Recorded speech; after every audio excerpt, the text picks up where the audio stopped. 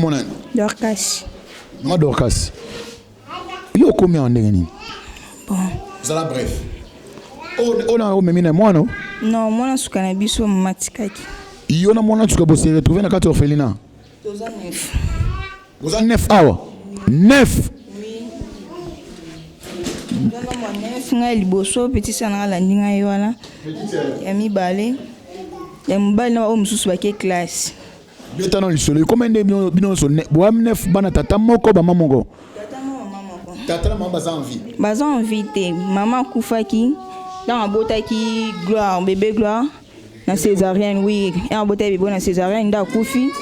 Atiki bébé oh. Atikaki na une semaine. Tofandi na papa pendant maman kufi na 9e mois. Papa yokufa na 11e mois, les 15 et 11e mois. Il y a l'année prochaine. Vous avez une commune? Commune à Massine. Le papa Koufi l'année passée, a Koufi en 2020 hein? OK.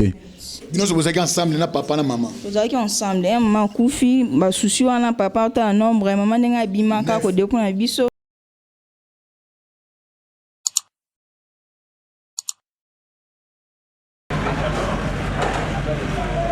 Déjà, plus de 6 sacs, déjà.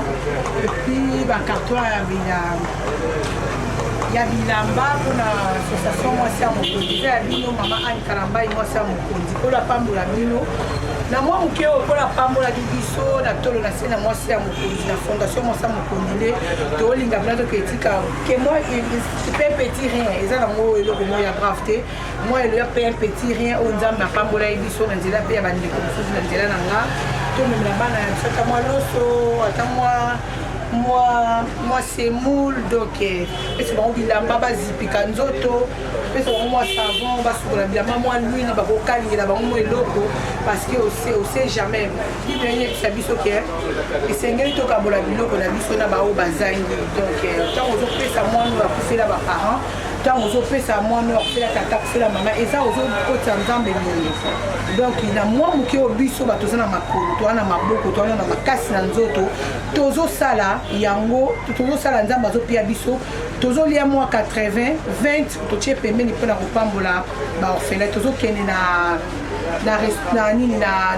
fondation pardon na orphelinat ya papa Chirinde qui o ezomi bongo na ngaba ezomi na ngaba orphelinat les enfants du cœur oui tozo kene les enfants du cœur to qui est l'essentiel o nzambe apambola biso nzambe apambola biso ya mokili otozi moto kitoza pe babilamba bakarte bilamba eza libanda mwa moto nzambe apambola biso tozokekabola ngo na bana oyo bazanga baboti à chaque fois so tosali demande ndeko kanisela bana oyo bazangi kanisela bana oyo bazangi vraiment tozala na motema te bato nyonso te bazwaka mbongo ya lisalisi ya bato bali yango si au contraire kutu biso tozobakisa lisusu donc ngamo déjà na yena on a des forts na ngai et puis moi mike o bandeko bakanisi bakisi su likolo po tosunga parce que tant nzambe akoya kokanisa ka ngati au banda na source et si ka bénédiction mutaki et puis alors kitana ngai nzambe apambola bandeko nyonso bakanisaki na bao bakanisaki te nzambe apambola bino on est ensemble donc to bandi awa toza na boutique ya Louise Gatamba donc petite sœur propre ya sœur na ye ya ma pasteur Anne Kalambai donc qui déjà Gatamba dans la carte donc tant boyoka mutu déjà kombo na eza Louise babakisi Gatamba donc c'est que makila moko donc moi na tata nanga moi na maman na ngai donc boutique moi na été Francis soko za boutique et ça pena moins cher awa soko lingi o sala pena ba chana on a tranquille chada e wana ayamba pena batu kitoko a chaka pena batu à l'aise oyo sali ba chana yo biloko eza pena na prix ya bien.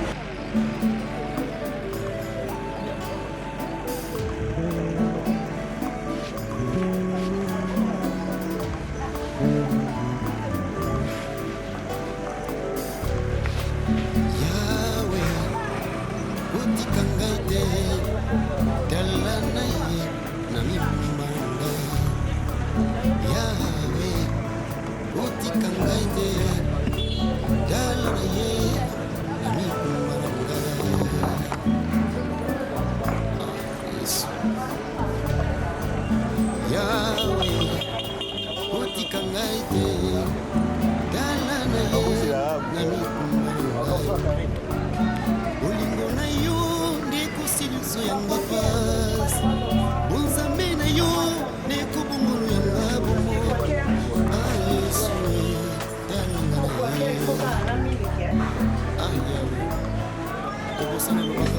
boutique à petite sœur Nanga.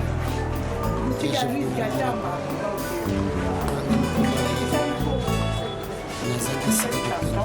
Ah, là, pour avoir toi, Milk, hein?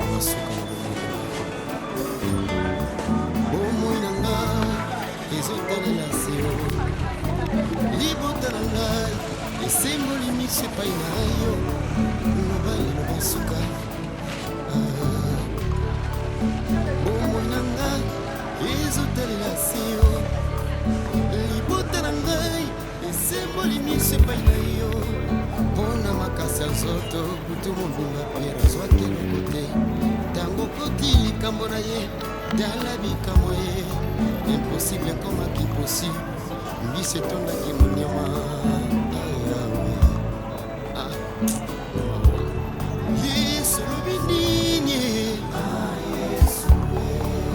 yesu ozali wapi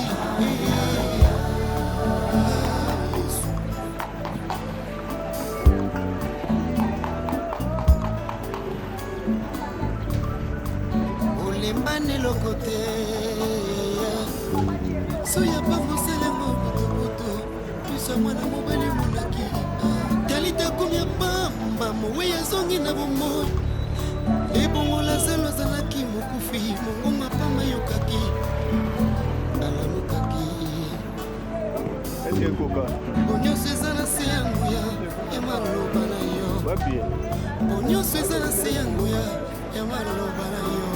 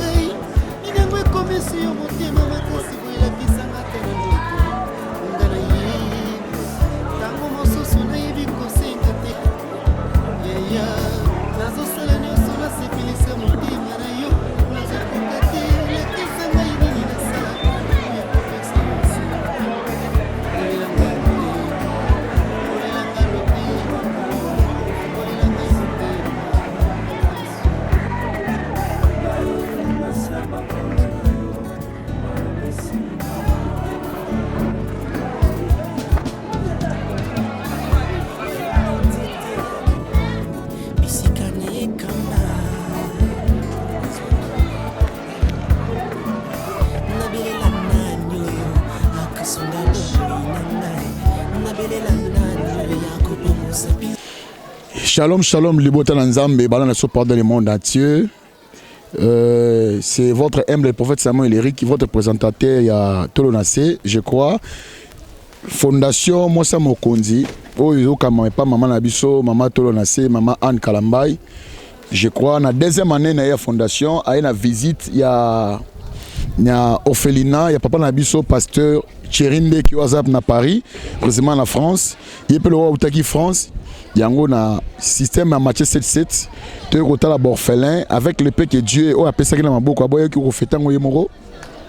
nde bayele mwa biloko oyo ko nécessité pour que kokabola na kati ya fondation donc toi précisément na ngaba na avenue Manzengemo 40 na fondation hébergement automoni orphelinat les enfants du cœur ya papa na biso chéri nde keska za na peso mbote belé papa donc merci beaucoup bana nyonso ya France ya Paris partout.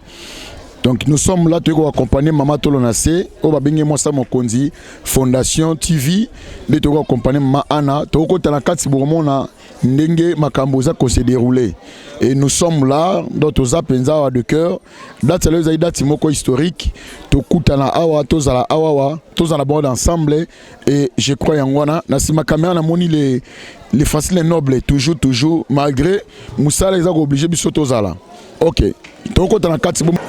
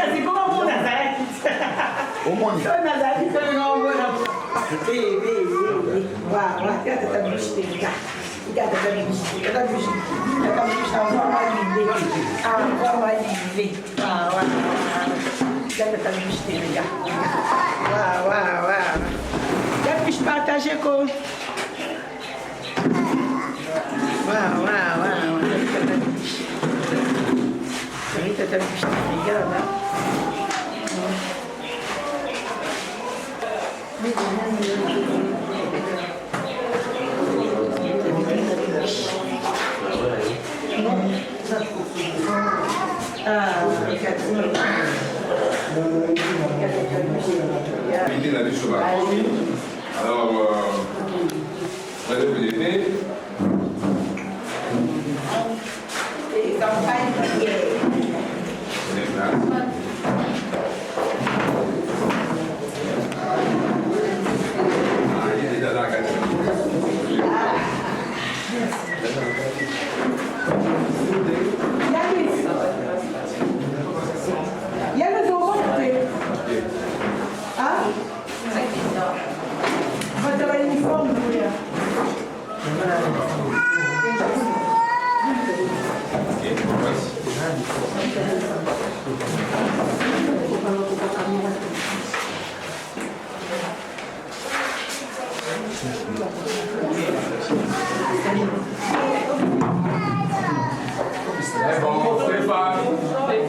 Stéphane, matière, ma qualité. Ok. Je veux avoir maman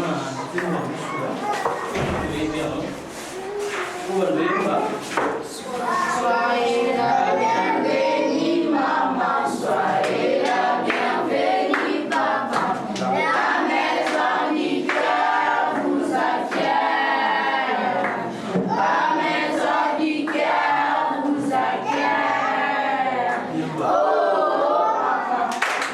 Oh, maman, nous vous disons merci. Soyez la bienvenue, papa, soyez la bienvenue, maman. La maison du cœur vous accueille. La maison du cœur vous accueille. Oh, papa, oh, maman, nous vous disons merci. Bravo, bravo, bravo.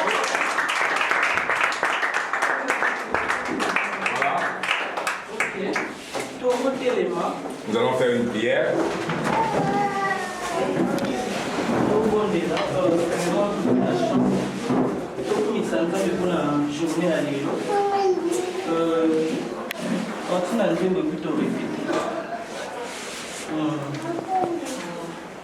Yahweh, Yahweh, Yahweh, Yahweh.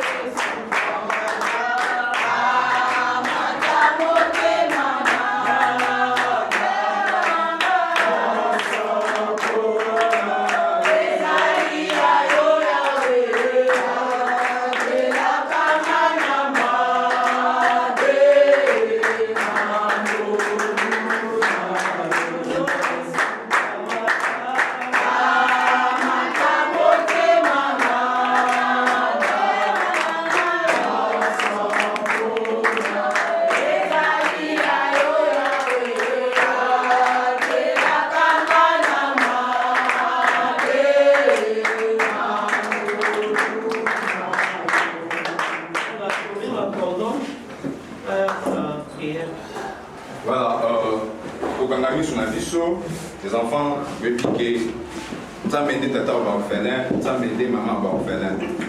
Nous avons aidé dans le livre à Jacques, verset 1, chapitre 1, pardon, le verset 27 de l'Obi. La religion pure et sans tâche consiste à ce que rendre visite aux orphelins et aux veuves dans leurs afflictions et de se séparer ou de se préserver de toute souillure. Aujourd'hui, nous avons sepeli na nzela ya musali na ye servante na ye aye ko rendre bino visite, aye ko rendre biso les enfants du cœur. Voilà na occasion oyo okotombola mongongo no pona ko pesa nzambe merci. Koloba nzambe merci pona ngonga oyo pesi biso, merci pona opportunité to occasion oyo pesi biso ete to yamba musali na yo kati na oyo esika. Atamboli moko tala na équipe na ye mobimba. Atamboli pamba taye na mwa loso mwa fufu oyo pona bino. Yango tokende kopambola nzambe pona kokoma na ye totiki nyonso tokosala awa na kombo na yesu tokondi kombo na yesu. Père éternel, nous venons demander toi, mon Seigneur. Merci Seigneur pour ton amour, merci Seigneur pour ta bonté, merci Seigneur pour ta fidélité, merci Seigneur oh Dieu parce que tu renouvelles tes cieux à chaque matin, à chaque fois tu nouvelles tes compassions Seigneur. Il est comme toi Seigneur éternel, Dieu des armées, tu es le ciel des orphelins, le Seigneur des orphelins, et l'exécuteur de cœur. Seigneur, nous voulons te dire merci pour ta grâce. Merci Seigneur pour ta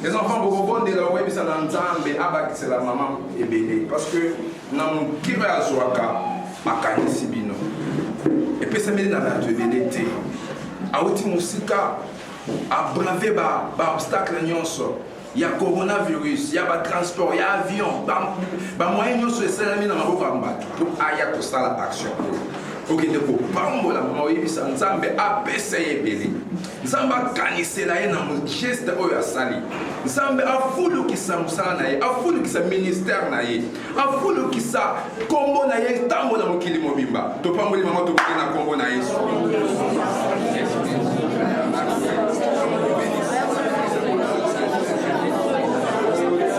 C'est toi qui fais lever les pauvres, tu ramasses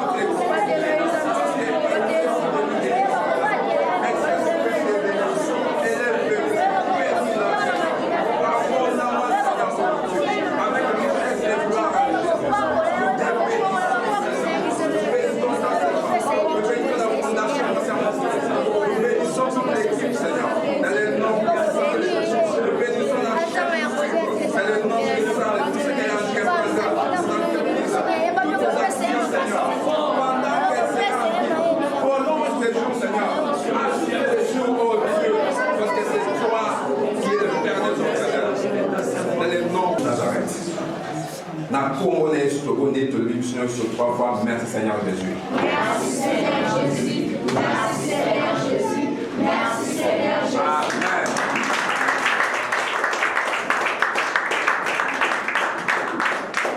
Voilà, il y a son groupe Panda. Ok, Stéphane. Oui, Panda, Sikoyo. Voilà. Stéphane, Merci. Fondation Mwasi Mokonzi. Amatolo Nase. Toyambio. Nanda Kunayo. Les enfants du cœur. Alors nous sommes très contents, nous les personnels qui travaillent ici. Je suis M. Cordon, Pascal Lewis. Je suis le coordonnateur de l'orphelinat, en même temps de l'association des enfants du cœur, fondée par lui-même, le fondateur président, Papa Thierry Ndeke. Alors, ça a été annoncé pour Yann Abino, vu que c'était prévu la semaine passée, dans les PCM quitté, le week-end de Ratagui, nous avons respecté rendez-vous à lundi. Que Dieu vous bénisse. Alors, nous voulons juste vous donner le temps de communiquer ce que vous avez comme message d'encouragement, d'amour, d'affection pour la Bananayo. Et vous allez aussi le dire devant Bango, raison pour laquelle vous avez la Bango. Et nous allons vous donner le temps de vous exprimer, tout le temps que vous pouvez prendre de vous exprimer. Sentez-vous à l'aise, chez vous. Pour une petite histoire, nous sommes d'abord l'association des enfants du cœur, qui a vu les jours depuis la France, la ville de Paris, depuis 2015, fondée par Papa Thierry Ndeke. Et jusqu'à présent, ça fait maintenant 6 ans que nous œuvrons. Bien avant de créer l'orphelinat, l'association des enfants du cœur avait 3 missions, à savoir venir en aide aux orphelins, venir en aide aux femmes veuves et aux personnes vivant avec le VIH. Et nous avons plus accentué nos actions sur les orphelins parce que tu aurais trouvé que les gens sont plus démunis, plus abandonnés, plus fragiles, plus... Donc, nous avons mis sur alors, nous avons travaillé dans l'orphelinat Ebélé, dans la ville de Kinshasa. On a aidé jusqu'à aujourd'hui, on continue à aider, on continue à être des partenaires. Mais on a pensé à trouver aussi un cadre approprié pour les enfants du cœur, afin que tous ces enfants qui traînent dans la rue, qu'on jette par-ci par-là, qu'on puisse aussi les amener, les mettre dans de bonnes conditions, pas vivre le rôle à parce que moi, dans mon côté, on a l'orphelin, l'orpheline, les arts destin est décidé, et maintenant, le but est d'être pas orphelin, on va la faire. Voilà pourquoi on a canal Nabino, alors, ça fait pratiquement depuis le mois de février que nous sommes ici, et nous avons pas mal de problèmes, mais nous nous accrochons à la fidélité de Dieu, et Dieu est en train de nous soutenir. Oui, bébé Picha. Bébé Picha, mais de là, de l'autre côté, chaque fin du mois, on vient en aide avec le papa, le couche, le lait et le bébé. Voilà. Donc là, c'est prise en charge vraiment totalement les enfants du cœur. Comme je disais, que nous sommes en train d'aider, même si ceux qui ne sont pas avec nous, parce que nous avons 3-4 orphelinats où avant de créer, on aide, on souvient aux besoins, tout ce qu'il faut. Et ici, voilà, nous avons un nombre effectif, il y a croître de jour au jour parce que nous sommes en train de prendre des enfants de gauche à droite et même l'État congolais aussi est en train de nous confier Bana, moyennant une fiche au pays Sahara, on a voulu mettre les enfants dans de bonnes conditions pour ne pas mériter payer. Et puis le mois de février, mi-février jusqu'à présent. Voilà, alors je voulais vous donner la parole, comme ça, moi je vais clôturer, l'évangéliste va fortifier un peu les enfants après.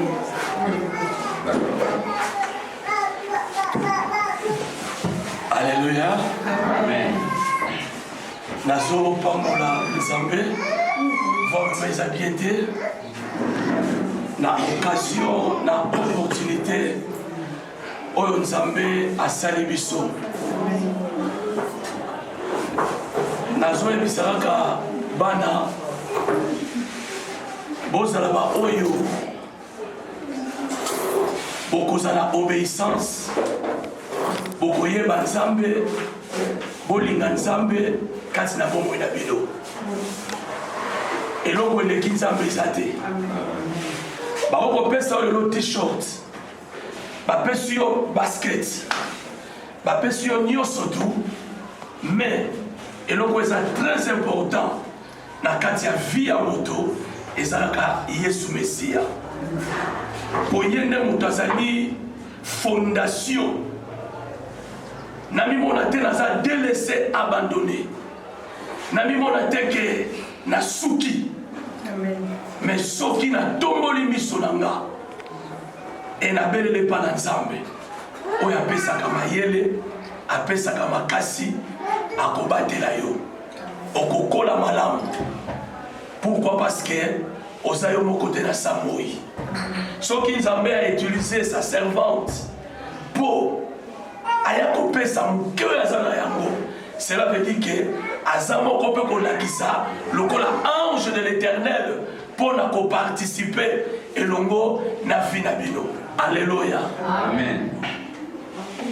Babo bayebi Nzambe batombela loboko. Yebisa moninga linga Nzambe. Linga Nzambe. Na motema no mobimba. Ezala na kutu to na moi. Ezala na kutu na moi. Na kotala batu te. Ata nazangi tata to mama. Mais nayebi naza na Nzambe na bombo. Omibeteli maboko yo.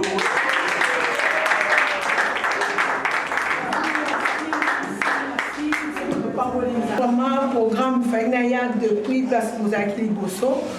Mais Nzambe yemone na mama makamune a permetalité que na mais nazara tout le temps la pasteur Thierry va manifestation belé na se manifestera mais na mona na até. Donc on a zaki na mabela à Congo na habité ngai moko fondatrice il y a la fondation Mwasi Mokondi na ya sur place pour l'instant fondation Mwasi Mokondi zo mais ma aide na bofélina on a déjà ba cadre. Donc na mo ki on za ba pambola na nzela na biso tozo ya na ba aide oza première action té. Donc première action tout ça qui on a 2000 décembre 2019 2020. Ouais, si je ne me trompe pas, décembre 2020, tout ça qui action à Liboso ya pour soutenir ma maman oyo baza ba veuve, ba maman oyo baza na ba faible commerce ya commerce, sans commerce, ba baza na ba fois ba 30 €, ba 50 €, ba moins de 100 €, to meke ko check quelque chose dans l'enveloppe to soutenir ki bango pour ba meka komatisa ba fond ya ba commerce parce que ko pesa mutu lelo a olia et aussi là mais on peut ça mutu 50 € à pamba au moins au beau salon kenda mutu na so azama yele ako bakisa mo bakisa ti jour mususu au kamake et memi et pe musique et puis deuxième action au moi c'est Mokondi et au salade au kita vraiment awa et pas les enfants du cœur donc on est du cœur avec vous donc vous êtes pas seul. Donc à chaque fois, tu as pour ça l'action pour l'instant, moi si on conduit nos cadres. Bon, le cas des unes nous cadres, il y a d'autres qui ont aide parce que Bible le beaucoup épais ça car ils ont raté. Un jour nous allons faire la vision ngolou, vision peut te rejoindre cadre pour te rejoindre ban à charge. Tu veux dire que bandamba botia bande comme souper na faveur na biso. De même manière que tu biso to sali donc voilà quoi. Fondation moi ça mon dit tozali. Ngai moko fondatrice na mona zalaka na Paris et puis je suis pas seule, je suis avec mon mari derrière moi parce que je suis mariée, mère de 9 enfants donc je suis aussi évangéliste. C'est ça. Maman Tolo na c'est moi c'est moi. Je suis là. Est-ce que vous pouvez dire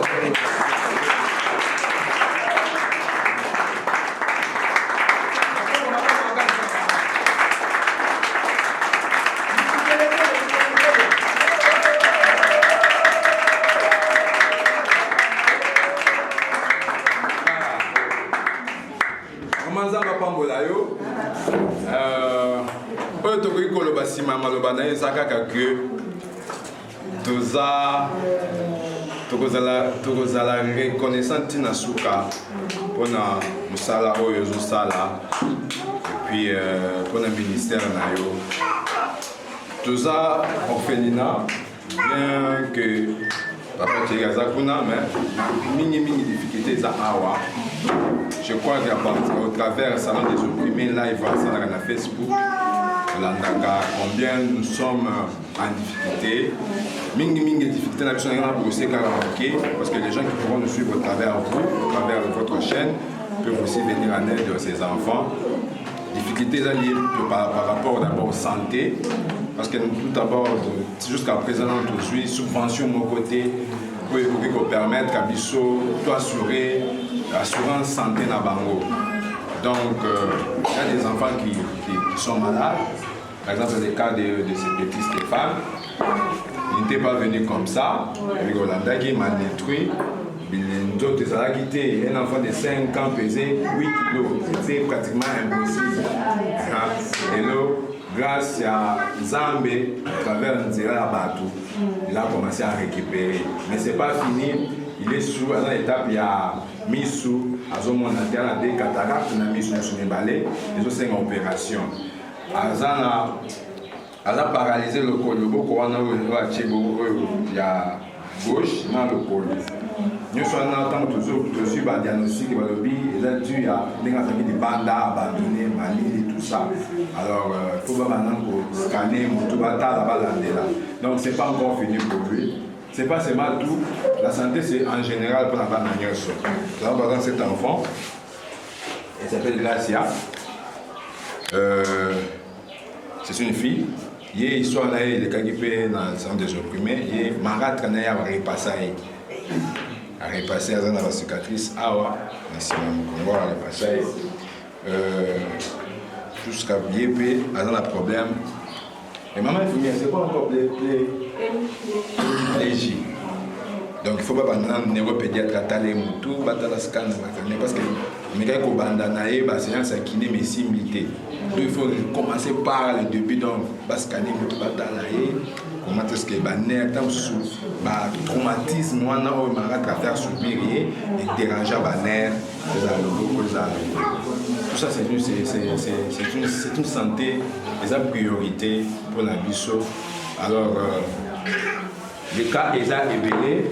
Certains enfants sont venus ici méconnaissables.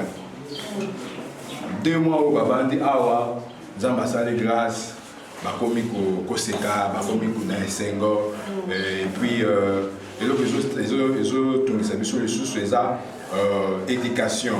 L'éducation, cela veut dire côté scolarité. Certains enfants étudient pour quelle classe, mais nous sommes dans cette classe. Nous devrions maintenant proclamer comment est-ce qu'on peut ta classe pour l'année prochaine, vu que la classe est sûrement en retard dans le Congo par rapport au confinement. Mais la rentrée prochaine est à mois d'octobre. Donc, au sein de la bateau à Mawa, les enfants du cœur. Besoin de santé, besoin de scolarisation, et puis le besoin rationnel à manger, parce qu'ils mangent sérieusement. Et puis tout ce que il y a en bonne santé, le matin, il y a à midi, il y a voilà un peu ce qui est en général, ce que je peux passer sur l'état de ces enfants. Et bien, et bien l'épée, ça a une ambition. Nettement, la mission comme un joueur professionnel. Donc, il y a accompagné dans l'école de foot, il y a Bassipé Bazali. Et voilà, c'est un peu tout pour nos besoins, nos difficultés. Les loyers, Dieu nous fait grâce, on arrive toujours à les payer avec les 1 euro, 2 euros que les gens donnent au travail par Thierry. Mais chaque jour, les enfants ici peuvent tomber malades. On doit les scolariser, les instruire, c'est fini. Voilà, c'est tout ce que je peux vous dire sur nous. Voilà. Ok, alors, sans plus tarder, j'aimerais que pour les canards, raison pour laquelle Jérémie se soit expliqué, pourquoi vous êtes là, que symboliquement, on dit Bana, Josso, Fufu, Bana Bamona Moko, pour payer individuellement pour la. Oui.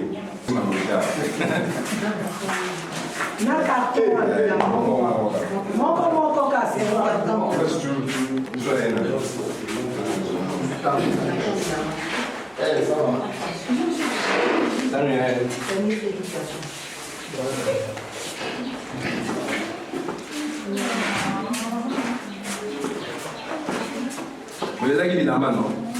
Vous soignez la tombe après évidemment, non? Faites un beau bonhomme.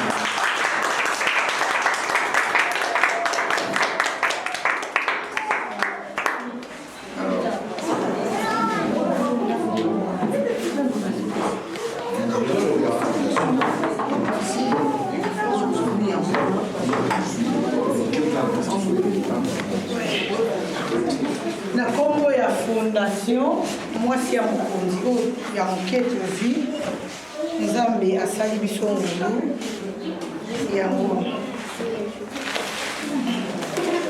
Merci beaucoup maman. Zamba Kamboulayo.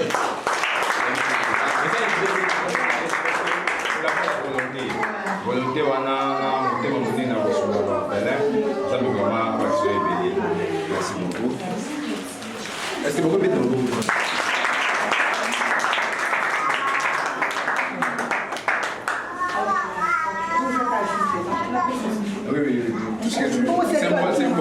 c'est bon. Ok, midi qui l'a vu dans le moyo. Merci maman, peut-être maman pour ok,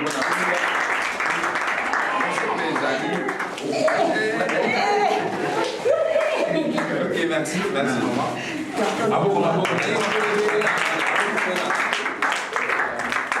Ok, la mesa va taille, je vais te maman.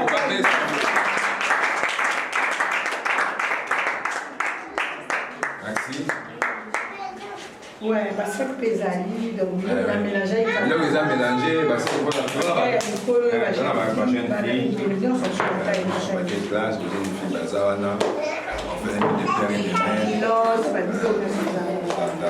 tout cas, merci beaucoup. Est-ce que vous pouvez te demander beaucoup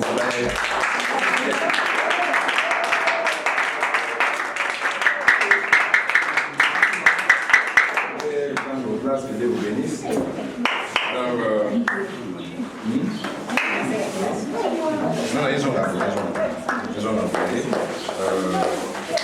Alors, nous allons vous demander pour ça, les choses pour ça.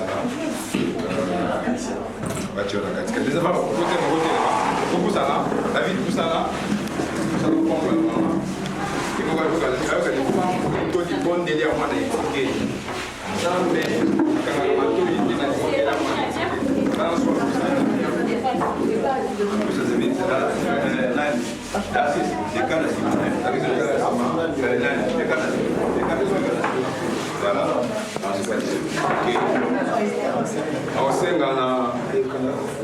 David, on a vu sur la carte il y a Félina, David au bon de la bonne maman, au bon de la bonne Sarah, il y a Zamusali, Musali Antambe, Pambola et Oya Sali. Na tomba les gens ont kanisa yo, kanisa bino na bandio na bandeko nyonso awa na les enfants du cœur. Au fond de la misala na ye, au bi sanza meluba apesa ye belé pour azanga te ko kanisa la bino. To kangi misu biso nyonso toujours que les bonnes de pas merci pour tous les malades. Et là, on peut se mener à kanisa ko ta biso wa faire Seigneur. Kozo mane azo mapamba te Seigneur, azo manali pamboli Seigneur. Nyonso to azana mo posa Seigneur ko kisile on posa mutema ni Seigneur. Yo pambole na bana ni na mobali ni Seigneur. Ndawo Seigneur pambole bina ba papa na ba mama ba yokutala biso Seigneur. Yo ba ko pambola ba munjambe la bazo mapamba te Seigneur, bazo manali pamboli na na ko Yesu. Amen. Amen.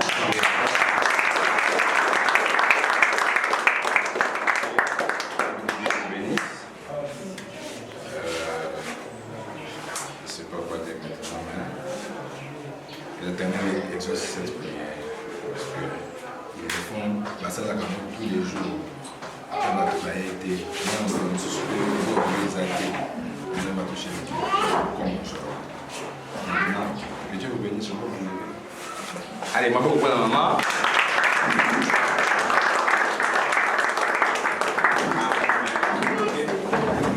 allez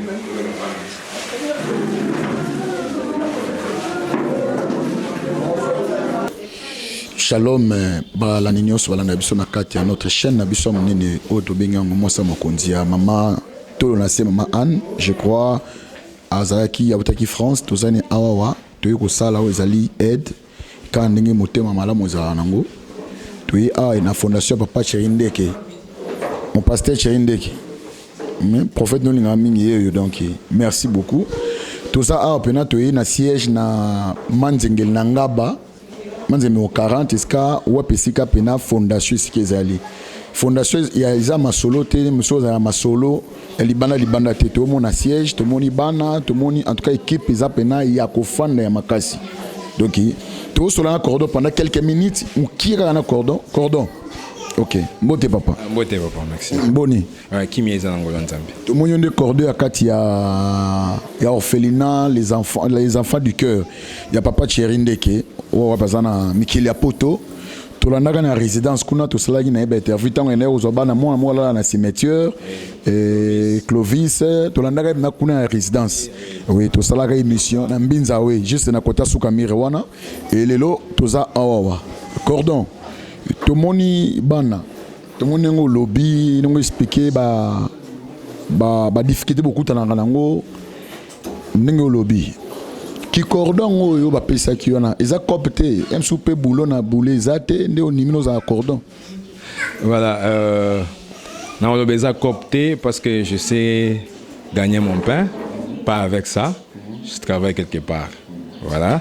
Alors, par l'histoire, ma petite histoire, Ndenge Nakutana na papa Chéri, orphelin de son état, n'appelle orphelin de mon état. Vous comprenez? Il y a depuis moi, dans mon 3 ans, 4 ans, orphelin de père et de mère. Alors, rêve, mi balé koutani, ambition, mi balé koutani. Et à ça, sabana, oyo, basal, orphelin. Vous comprenez?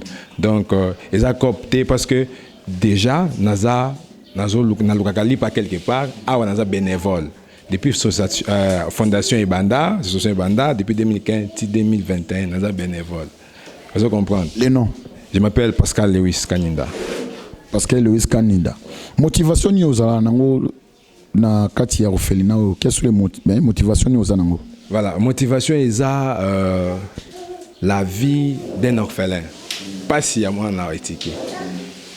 Place na uta na kimwa na étiqué na mona na lobara na ko tika moi na étiqueté.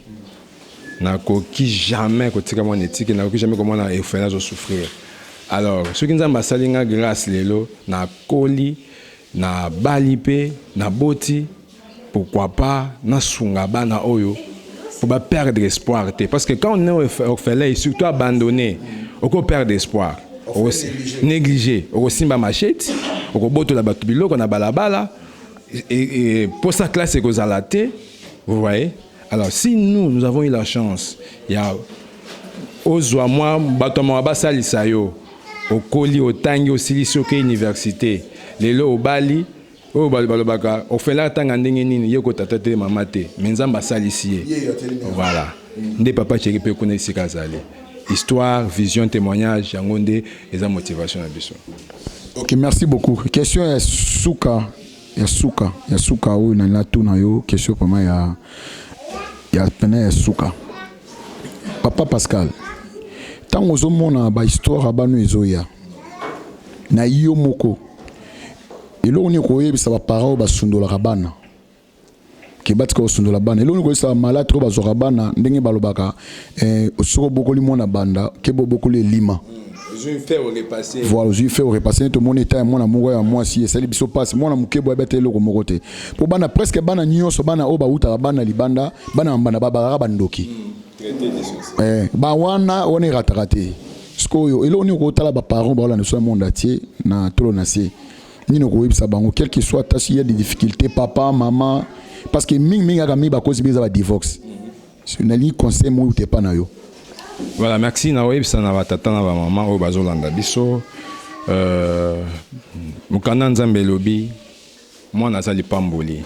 Les enfants sont une bénédiction. À celui qui en a rempli son carquois, il ne sera pas confondu lorsqu'ils se tiendront avec les ennemis à la porte.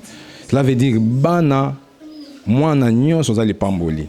Ceux qui ont koutani na nzela, nzamba pesio mwana, koboa kaete.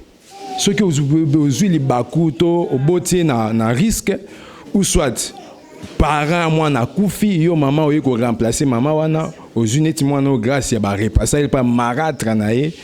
Et pour na kozanga mawa boni ceux qui yonza mbape sur ba oya yobana na osenga na ba mama nyoso ba papa nyoso moi nazali pamboli quel que soit taille quel que soit modèle à mwana azali pamboli parce que nzambe mutape sakabana ebele bazoluka bango na bangomba ebele bazoluka bango na ba intendance ebele bazoluka bango na ba prière mais ceux qui nzamba pesio mwana ko bengana ete ko sundole ete ba oyo bazonyokola ba orphelin boyeba ke tango zo simba orphelin zo simba liswa nzambe. Bible lobi nzambe aza tata ya ba orphelin. Ils ont répété plus de je sais pas combien de fois dans la Bible na psaume nzambe aza tata ba orphelin, nzambe tata ba orphelin. Yo tango zo tuka orphelin, ozo benga na orphelin, ozo pimele mai, ozo pimele akolia. Yeba ke oyebi nzambe te pe nzambe azo sepela na yo te. En tout cas, je vous dirais bien aimé ko boaka mwana te, ko nyokola pe mwana te. Mwana za ndoki te. Et eloko eleki nzambe eza te. Eloko eleki nzambe eza te. Sorcellerie soki existaka, mais nzambe azo existe koleka sorcellerie. Na osenga na ba mama nyonso bozala mitema minene. Ato kuti bana mbanda, salisa bango. Ato moni mwana na balabala, salisa ye. Biso toza wana parce que nous ramassons des enfants par-ci par-là. Nous ramassons les enfants par-ci par-là. Toujours bango, bauti na ba éducation ndenge na ndenge. Moi na mona éducation na mais ici toujours développer mon thème monene pona ko boko na bango, ko yamba bango, ko sunga bango. En tout cas, vous tous, oyo bozolanda biso na minitio, moi naza les pamboli, les enfants sont une bénédiction, les fruits des entrailles. Ba bengi bango les fruits des entrailles. Donc baza bénédiction. Tôt ou tard, au moins la bénédiction na bango. Ebele bazokola awa baobima batu minene lobi. Ebele baza ba président awa, ebele baza ba ministre, ebele baza ba pasteur, ebele baza ba docteur, ba avocat. En tout cas, to kanga yango, to banga nzambe, bana baza bénédiction. Merci. Ok, merci beaucoup. Total la bébé grâce. Oh grâce, oh yoboyoka qui est malâtre. A repassé qui est repassé. Moi na mukebo, je ne crois pas ça là 5 ans, 6 ans je crois. 5 ans. 5 ans, moi na 5 ans au repassé moi na mukebo au repassé na habité motema ngo na habité motema wana na habité donc ça dit aux andoki. Grâce, ça va? Ça va? Ça va. Hein? Ozoloba bien, loba makasi, ça va? Loba makasi ko ya grâce. Non, somme lo bombo hein? Loba makasi. Grâce, ça va? Hein? Bon, vous comprenez que Sony hein? Sony. Donc awa nyonso, moi to longole la meza te vi keza mwana et puis vi pe à respect. Longolate ba maman bosala makambo boza pena propreté et pour moi na ba maman bon moi pas que église na bala yesu na ete monga libala pesa ngo nani tribunal nzambe ezali grand frère bonjour bonjour yo ne tozana mbinza je crois yo hein ngaite ah yo ebi susu français yo comment on Jires boni bien bino ana orphelinat ya papa chéri ba bisinga ba beta bino fort beta te ba beta bino surtout papa Pascal deux fois te rigueur makasi ya beta ya pesa des conseils pesa ka conseil vous l'avez combien de fois 3 fois bien ou 4 fois hein ou bien 4 fois yo koma kiandeni ngana kina ndaku tovandi tondo beta couch ngana randi atalika ebe lek na be ya bando salibanda ki c'était maseka ta amonye ba moko baye batuni ngabi okende ngapi na bina kene ba mone to ba batuni nga histoire na biso na beteli bango pona komo vana histoire ba muke ko bebelete histoire ezalaki tangu na akina boaza bobotanga awa wakina nga na boaza tangu bakina nga na boaza koko na biso na mama biso mama ye tanchi na biso kwa ki muta mabe mama biso kwa ki na zemi ya leki na nga tanchi nga skwe ye okay tangu siko achini nga na achinga pa tanchi na biso siko nga na mwamke nga siko ndeka izaka ba mikende ka ya fami siko na shimba ma tanchi alonganya aswa boy tanga boy na kumubeta nga la singa libanda deju tanga sa libanda siko mbule bechi wetanga mbule sili to van toke sakana bazama kaza bo njete moto ndo buka mamanga to buka moto zongi bango balali na wa moyi bapenga biloko tango bapenga biloko sko bilo na bunda na bamoyi kana alia na kati funa lia ka buna moni mbisa lingana na sana na zbilo na bua ki na ebisi bango bi ezani batanchi na bechi ngapo na zonge pa mama bike pa koko na ke kuna ndeko na ye kamarade ya mobali na ye siko akufi na koko siko abi ndio nde bojoko yo just nde bo okende kuna te bandeko ne siko babonde ya bichika ke ntango siko na ke na zongi na butu njo kande bando zelanga simba ki libaya ya munene tanga simbi libaya binde boshoka ye na kubeta ye siko ngana na ki na kubanga na kocha beti nga vimbi singa beti nga mabe alamusi nga so beti nga sunjeta kombo ya beti nga jeta kombo na tongo na vimbi mo atuni bosali wepwani abinda bongo na suka sanja kima moko na banda kifaze kuna na brazana bokatsa yandeni awa te yemo abaki na suka sanja na zonga siko tanga bonga komoluka nga siko tanga zwinga na polisi kuna abi na tunya siko zwinga supwani bamo abi akanga loboko abi bamoto machina masuwa to zongi tanto zonga to kumsko luke pa biso to luke pa to ke bande wana biso na bosa ni ko venir to ke kuna to vani kuna 4 jours pa to komuka famille to moni maleki na biso maje tumba moko yo obima libana ndeni il répondre biso okoma ifaze pour ça da faze na Brazzaville tangoye awawa elone sa job malibanda zala bref elo esalinga po malibanda mama biso mutu ne be buja ndam siko abina nga yo na teka nga siko na kama mukina kubangana na kimi tangu na kimi bae nini na mona kina santu moya nyanga anyanga bazwinga 3 personnes balingi bakena na poto mama Yvette kuna nyanga kuna kimutana baki na zemi siko zemi ya musana beta biso tinda biso mabeto sombe asanjaka yango bonga biba zongisa ngatango bazongisi ngai na kinazongi na ndako siko DJ nyana ya yoke musika pamba c'est-à-dire quoi okoma ki fazer tant maman na bino mutuna ye ekoma ki mabe donc tant maman koma liboma OK merci beaucoup toke pa ya cimetière yaka ye bazwa ki na cimetière tozali na papa dans passer Chindeki ye lisolo na ose babitela biso papa Chindeki mais to mona ka ote tant tozali na mbinza mais okomi bogare mukolon la tabo ala ta li papa changer couleur na pour le moment munene bois noir lelo petit basket en tout cas papa Chindeki zo sala basket ça va bien comment sonan Clovis yo ne bazo na cimetière yo dans la na cimetière okoma ndeni ngula na cimetière yo pe bona obanga te milieu mabete te bandola ule na mona ko katena komo ko le la mama so ya cimetière bona ule na mama na cimetière pla bakunda ka na ya sko tamu to mawaya usungana ki uvanda kunaye na mvandi pe kuna na dejournal kuna pe na zonga na uleri banjo vana mon pa cherinde ayolo kutanga to kenda kuna DGC na sukami asokoli tolali pe toli spaghetti na tongo apa memanga na felna koto na pese merci. OK, merci beaucoup. Yaya oyo histoire nezaki boyi.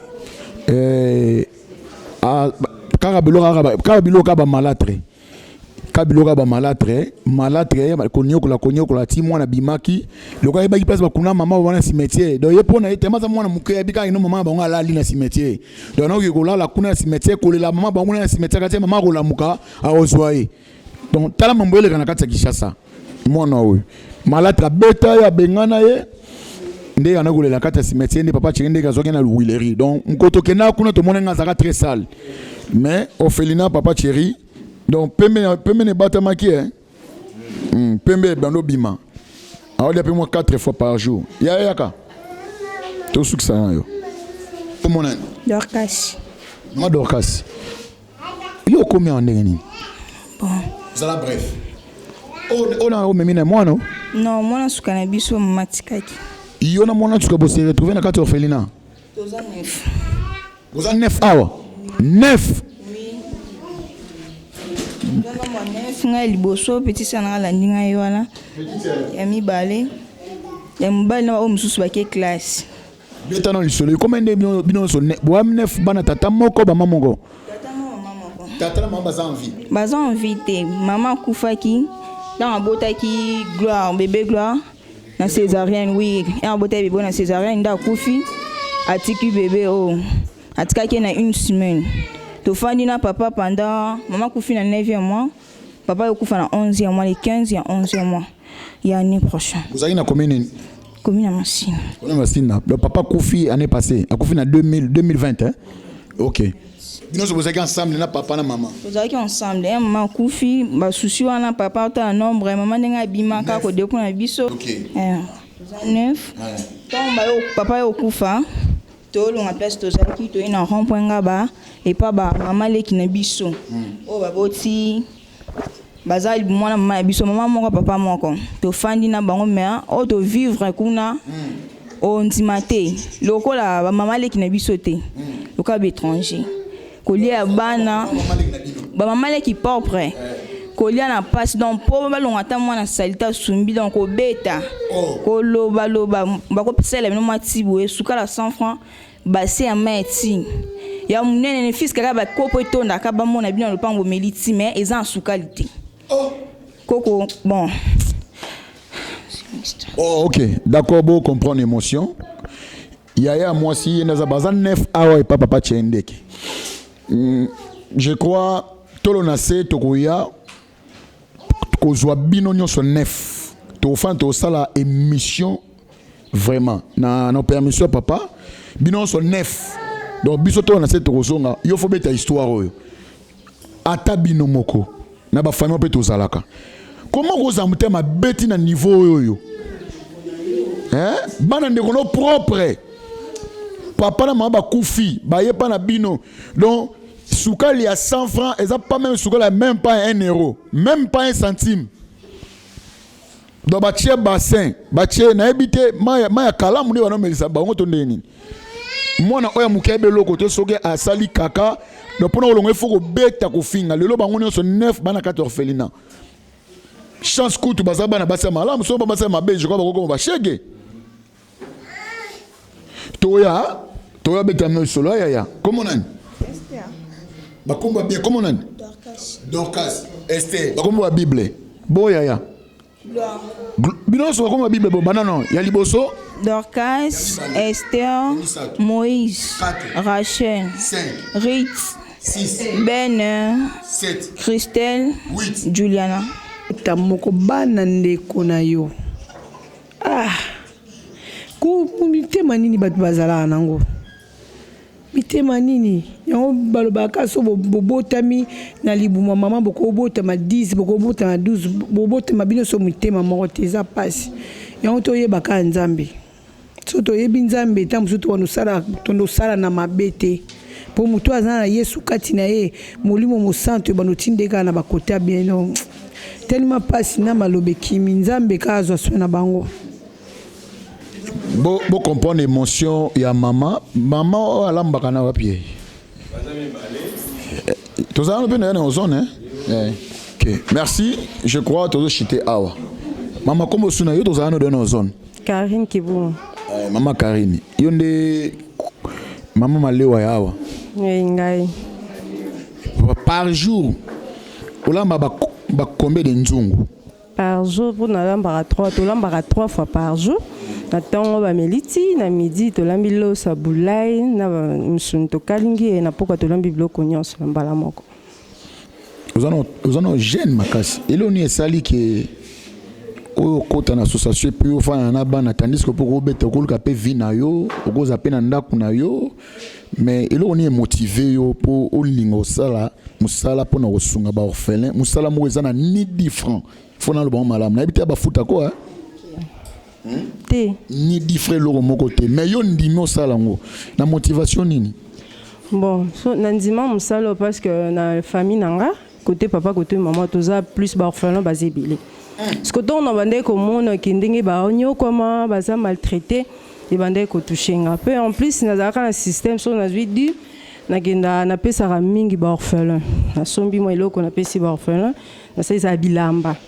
Et ton papa Thierry P a eu initiative ya osala eloko yo nde na yebisa ke non papa ngai vraiment po tozala non mwana liboso na zwa kezaka Clovis ye wana Clovis oyebi OK to solo la pena papa so tozi place ke na ko ngasi papa so na zi place nga préféré na lambela ka ba orphelin nde avant mpe tozwa toyei kokwea na ka Clovis na nde tozwaka ye tobanda ofanda nao na ye nazwaka ye tofandi mpa na biso na mesani tomesa nde nzambe yosunga apesi biso mpe sikoyo nde na ye kofanda na bango. Bano oza un problème na famille na ote je crois. Na famille non même pas bango kutu mpe mon papa aza évangéliste donc ramona ngo mabe te eloko te ye kutu encourage anga apesa anga mpe baconseil mpona mosala wana. Ok, merci beaucoup maman. Maman, comment on Maman Marie. Marie a yesu te yo te. Ezangai. Maman Marie, osokoli, okoli HCKI, kundima na musala oyoyo. Na ebite lo nini etindi kio kana motema bo mama to ezali na eloko moko za na mwa lisolo mo yango sali ki osunga bana o na tuni deux questions il faut répondre na motema kaka ya bo mama to ezali na eloko moko sali non na sunga bana na bana pe olamela bango.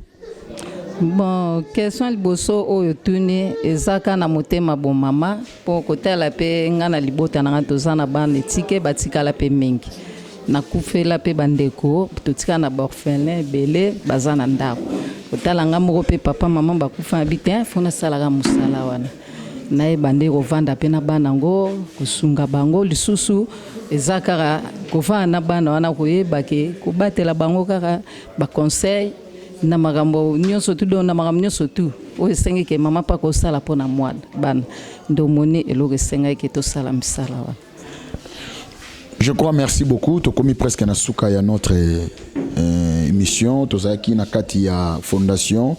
Il y a papa Nso Chirinde qui va bien yango orphelinat les enfants du cœur.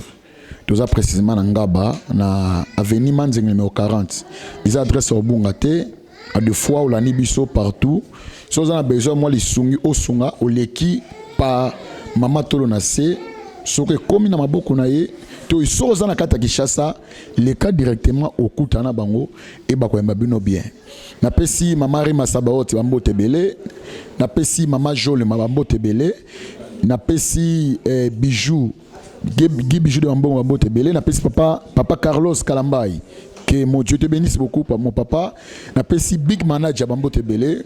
Je crois ce qui est sous azongité to kutana kaka na émission oyo mais cette fois-ci tu vois qu'on fait na famille en 9 au bas se retrouver na kati ya orphelinat ya papa Chéri na biso ndeke to so na bango de long et à large et na bi ke eloko ko toucher yo. Merci. C'est bien de la biso ni se toi que c'est et de la musique na biso nzambe atikali na nzambe asa papa ba orphelin mobali ya babe yepe mutu asimbi mitema kolo na tiki bandeko nyonso bakolanda ba video esika nyonso ekoleka na ba chaîne différent nyonso to eza nkolo tika ete bato oyo batutisamaka nkolo batutisama mpona koya na aide na kati na association oyo nkolo po ete na kati na association oyo ya les enfants du cœur toza nkolo vraiment na basusi toza vraiment na besoin ya aide na yo tia biso loboko na nkombo na Yesu Kristo mokonzi ya bakonzi biso nyonso tolobi amen. Amen.